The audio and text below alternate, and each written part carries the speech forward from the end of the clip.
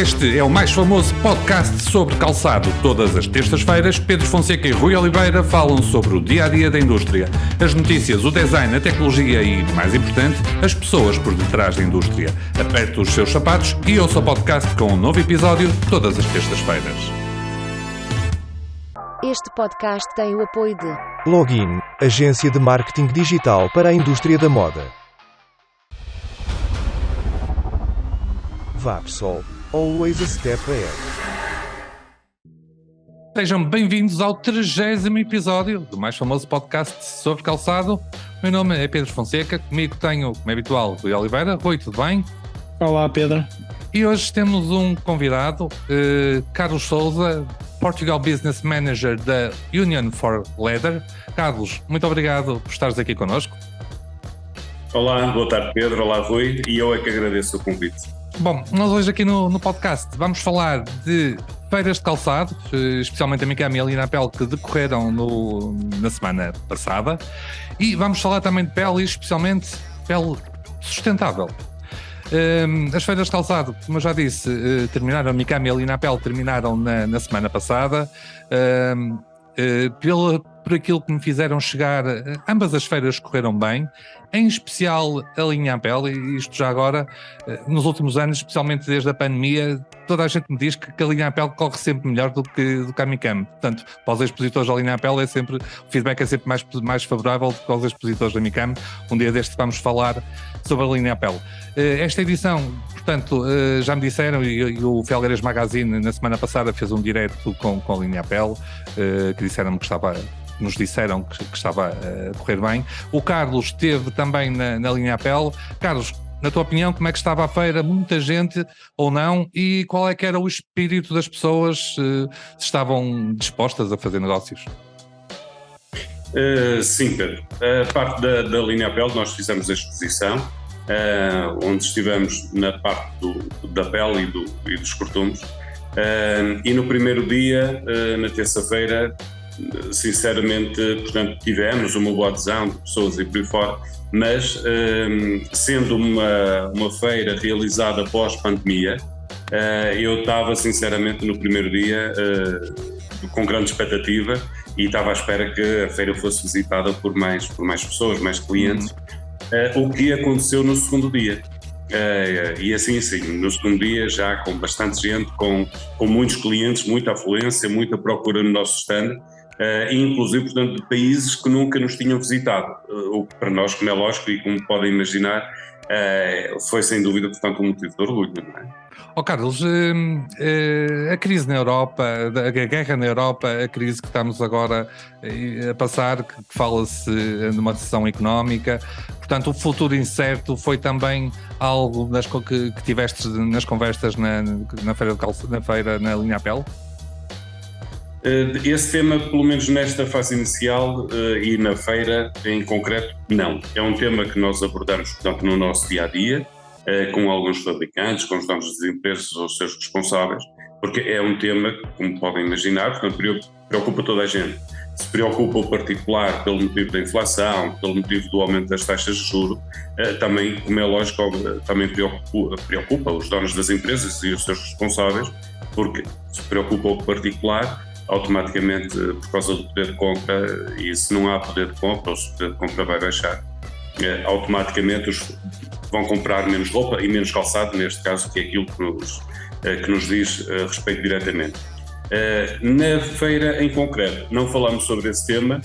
Porquê? Porque o foco realmente era na pele e na possibilidade de fazer um outro negócio. Muito bem, vamos avançar para a segunda parte do nosso podcast, para o segundo tema do nosso podcast de hoje, que tem a ver com a sustentabilidade do couro.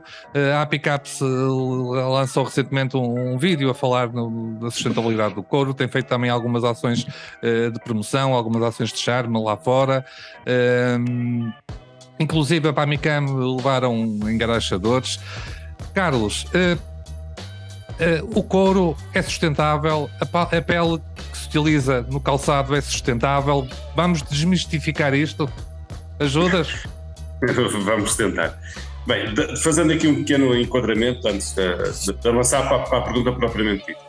Nós temos de ver que todos os animais de onde provém a pele, quando são abatidos para a indústria alimentar. Ou seja, o couro é um subproduto. Algumas empresas, como é lógico, mais responsáveis, depois podem fazer a curtimenta do couro de diferentes formas. Mas, sendo um subproduto, automaticamente já existe aqui uma reciclagem deste produto. Se não, caso contrário, portanto, iria portanto, um aterro, iria ser colocado debaixo da terra. Por aqui, de uma forma muito simples e por si só, já é sustentável. Portanto, isso aí não há dúvidas nenhumas. Depois eu posso ir mais longe aqui um bocadinho, em relação, portanto, à regulamentação e à responsabilidade ambiental que as empresas de cortumes têm. Todas elas são regulamentadas, seja pelos governos, no nosso caso pela União Europeia, pelo cumprimento de todas as normas ambientais. E estes regulamentos podem ser indexados a cada país, a um continente, no nosso caso, a União Europeia, e mesmo também regras internacionais. E nós somos auditados, seja por terceiros, por empresas terceiros, que é o caso, por exemplo, posso falar da Leather Working Group, ou então até mesmo pelos nossos clientes. Cliente, não fabricante, a marca. Uhum. E neste caso eu posso dizê-lo até, e defendendo aqui todas as empresas de cortumes, em que a maioria é muito transparente sobre os dados que fornece e sobre a conformidade e a partilha que tem sobre esta informação. E estes programas que existem, portanto, da responsabilidade ambiental, fornecem também aqui a transparência sobre a conformidade do cortume, não é? Seja na parte governamental, seja precisamente nos terceiros, quando falo terceiros, sejam organizações, sejam os clientes. Deixa-me fazer-te uma pergunta. Tem surgido nos últimos anos, e lá está esta questão da sustentabilidade do couro, tem sido levantada porque há muita gente, muitos influencers que têm colocado em causa o facto do couro ser ou não sustentável. Estamos a falar dos produtos vegan. Isso que tu me acabaste de dizer, na tua opinião, nós estamos a ganhar esta guerra ou não? Ainda falta fazer muito para explicar às pessoas isso que acabaste de dizer, que o couro de facto é um subproduto e que se não for usado no calçado provavelmente vai parar em aterros. A guerra está a ser ganha, na tua opinião? Eu não chamaria uma guerra. Primeiro... Educação, talvez. Por aí.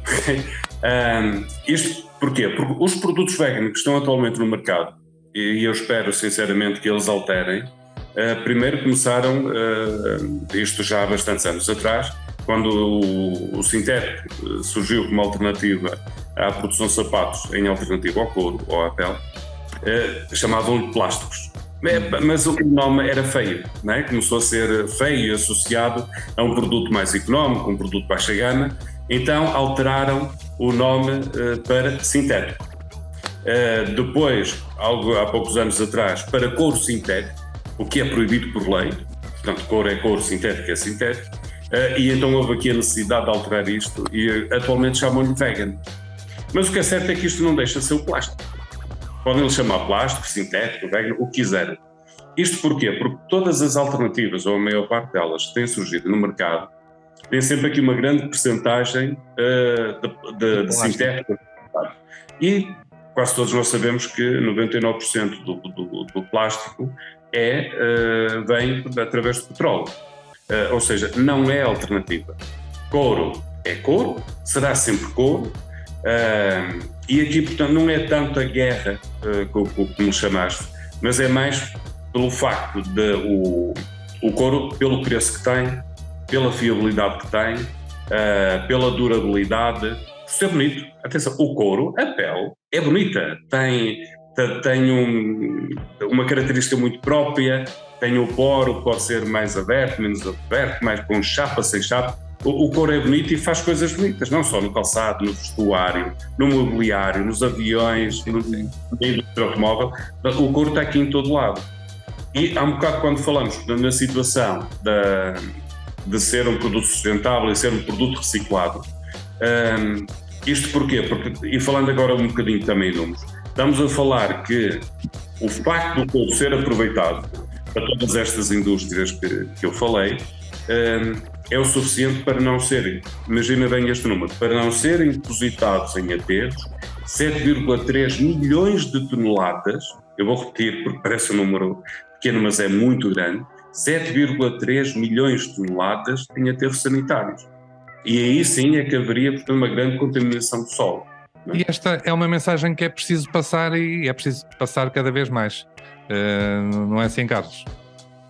Eu espero que sim. Reparem, depois é giro, quando uma pesquisa muito rápida na internet, e as pessoas podem fazer isso em casa, em produtos alternativos à pele ou ao corpo. E depois aparecem nomes destes: couro de uva, couro de maçã. Já vi. De maçã já, de uva não. Mas há vários, ok? Até de abacaxi, é giro. E a situação, portanto, só pelo facto de lhe chamarem couro, isto não é couro. Garantidamente que não, porque 99%, como já falamos, portanto, de um dos componentes que colocam aqui é proveniente do petróleo. E, portanto, por isso, por si só, não é sustentável ou biodegradável. O couro, sim, é biodegradável. Rui, vou-te passar a palavra, caso queiras fazer algum comentário. Acho interessante, eu gosto bastante deste tema e gosto bastante de falar de peles. E tenho com o Carlos também, vamos partilhando algumas ideias neste setor, mas de facto existem um conjunto de alternativas naturalmente que foram encontradas para a indústria do calçado, por via da questão da sustentabilidade e até pela utilização de animais, não é? Nós estamos atualmente num mundo em que procuramos também muitas das vezes aquilo que a moda nos possa transmitir do ponto de vista de marketing, e tornou-se marketing, há cerca de algum tempo atrás também tornou-se um pouco de marketing o facto de utilizarmos produtos vegan, como o Carlos transmitia, produtos feitos com outros tipos de materiais totalmente diferentes daquilo que é o couro. Mas o couro é de facto um material, digamos que utilizado por excelência ainda pela indústria do calçado, devido a todas as suas propriedades, mas tem vindo a fazer também ao longo dos últimos anos, em particular talvez das últimas 2 décadas, um desenvolvimento bastante intenso no que concerne à própria sustentabilidade desta indústria. Portanto, esta indústria já utiliza um conjunto de tecnologia e ferramentas que lhes permitem diminuir não só a questão da carga química que é aplicada às peles, em particular o crómio, que é sempre aquele que é o fator mais prejudicial até à própria saúde, mas também utilizar outras formas e outras técnicas. Eu recordo aqui, por exemplo, que o curtimento vegetal, por exemplo, de uma pele, que apesar de ser bastante caro, é feito sem solventes, gasta muito menos água, portanto estamos a falar de um tipo de curtimento em que os próprios extratos vegetais têm propriedades antibacterianas, por exemplo, e antissépticas, antioxidantes. Portanto estamos a falar de uma forma de curtimento que é bastante interessante e muito importante no que concerne à proteção do meio ambiente, mas de facto depois tem um preço. E este tipo de curtimento vegetal ainda tem um preço bastante alto, e por isso é que muitas vezes não é utilizado com frequência. E queria também, o Carlos falou agora da questão dos chamados couros, não é? De outra tipologia que muitas vezes se dão essa denominação. Eu apenas, como curiosidade, gostaria de referir que existe um estudo feito nos Estados Unidos em que a solução possa passar ao longo dos próximos anos por encontrar em fungos, portanto falavam nos cogumelos, por passar a ser uma solução em substituição daquilo que nós utilizamos hoje do couro. Portanto, isso era basicamente como tinham as raízes dos cogumelos, portanto a raiz do cogumelo forma um tapete de tal forma espesso que depois de tratado tem propriedades parecidas com aquilo que é a pele animal, embora não seja naturalmente uma pele animal. Seria uma pele de fungo, digamos assim. E o processo, diziam, foi já patenteado, diziam que era um processo relativamente simples, económico, podia ser feito por qualquer pessoa, até por um artesão, e que tinha um baixo consumo de energia, e que, apesar de poder não resolver a questão da crise da sustentabilidade que enfrentamos no nosso planeta, seria um grande passo para que depois outras plantas pudessem ser recomendadas ou pudessem ser tratadas para este tipo de trabalho. Dizer apenas que o preço do produto dos primeiros protótipos que saíram era substancialmente mais caro que aquilo que é o couro. Naturalmente que isto é apenas uma ideia, e diziam também neste estudo, quem quiser consultar, eu acho que na internet depois facilmente vão procurar, se colocarem pele de cogumelos, que é assim que aparece o título, diziam que obviamente depois passando para a massificação da produção poderia até ser bastante mais económico o tratamento da pele. Portanto, há aqui um conjunto de situações, portanto, quer do ponto de vista da pele, das suas mais-valias, como do ponto de vista daquilo que são as alternativas que cada vez se vão utilizar mais neste setor, as duas estarão de mão dada, mas eu em particular ainda considero que a pele, os cortumes, têm aqui um papel absolutamente determinante, e costumamos dizer que é dar um fim digno, é dar um fim de vida digno àquilo que são as peles dos animais, não é? Que naturalmente também são utilizados para a alimentação, e depois, posteriormente, nós podemos fazer essa reciclagem através do consumo de peles para utilizar na indústria do calçado. Muito bem. Carlos, não sei se queres fazer alguma nota antes de encerrarmos este podcast. Sim, se me permitem, e um bocadinho, portanto, no seguimento daquilo que o Rui disse, por exemplo, só para termos uma ideia, os criadores de gado, não é? quando estão a produzir animais, não produzem animais, portanto, para sacar a pele, ou para retirar a pele ou o que for. Isso só para termos uma ideia, apenas cerca de 4% do valor total do animal é a pele. Ou seja, a pele corresponde a 4% do valor total do animal. Portanto, que é muito pouco, e é lógico que se fosse para retirar a pele, garantidamente, portanto, haviam muito menos criadores e muito menos animais. Outra situação, e enquadrando isso, se me permite, eu vou fazer aqui um bocadinho de publicidade, mas vai ter que ser. Força. Nós já estamos, portanto, precisamente, já há bastante tempo a esta parte, com a parte do cromo free, do metal free, como o Rui estava a dizer, precisamente na parte do curtimento e na parte do tratamento das peles. Como o Rui disse, é um processo, infelizmente, e ainda mais caro do que o tratamento tradicional ou que era feito até agora. Existe uma outra situação, e eu também queria partilhar isto com todas as pessoas que estão no podcast, que é a rastreabilidade do couro. Ou seja, a Leather Working Group executa, portanto, auditorias de rastreabilidade em todos os cortumes auditados. Isto para quê? É para avaliar a capacidade que o fornecedor tem de rastrear a sua matéria-prima desde o matador. Ou seja, e isto pode ser feito não só, esta informação não está disponível apenas para os clientes compradores de pele, também está para o consumidor final. Uma visita no site da Leather Working Group facilmente vem isto. E é o quê? Nada mais, nada menos sabermos qual é a origem do animal, qual foi o tratamento que teve, se vivia ao ar livre, se não vivia ao ar livre. Está lá toda a informação sobre a pele que aquele fornecedor produz e que aquele fornecedor tem para colocar no mercado.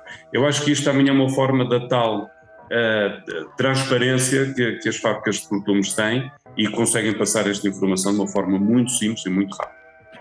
Carlos, em breve só falta saber se as vacas e os bois eram casados, porque de facto essa informação é cada vez mais completa e de facto obriga e obedece a um conjunto de normas extremamente exigentes. E também referir extremamente pesadas do ponto de vista administrativo, não só para quem, como vocês, as têm que fazer, como para as fábricas que depois têm que fazer esta passagem, digamos assim, de informação para o cliente.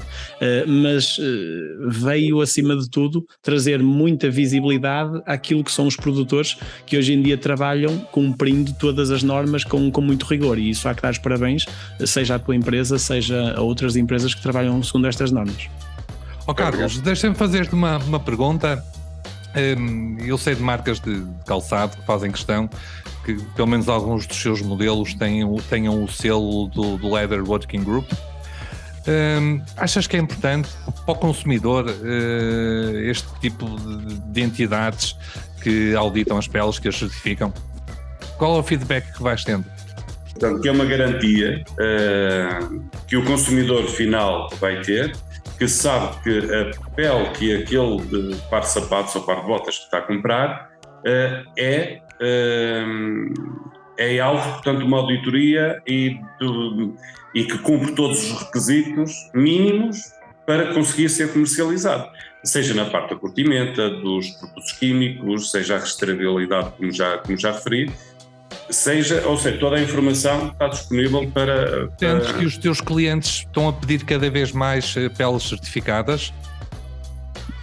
Eu posso dizer que 90% dos nossos clientes estão a pedir a certificação Leather Working Group, preferencialmente classificação Gold. Muito bem.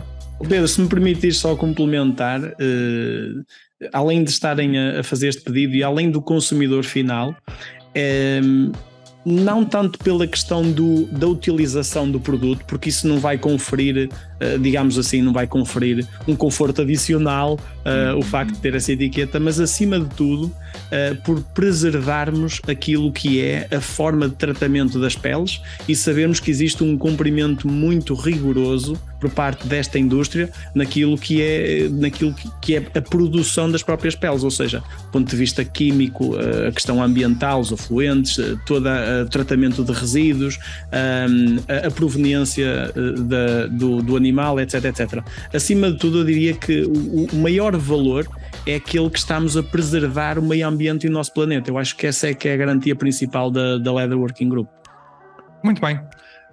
E chegamos ao fim do nosso episódio do podcast. Resta-me agradecer ao Carlos Sousa novamente por ter estado aqui connosco, agradecer também ao Rui uma vez mais por estar aqui no podcast, e envie os seus comentários e sugestões para podcast@fialgueiresmagazine.pt.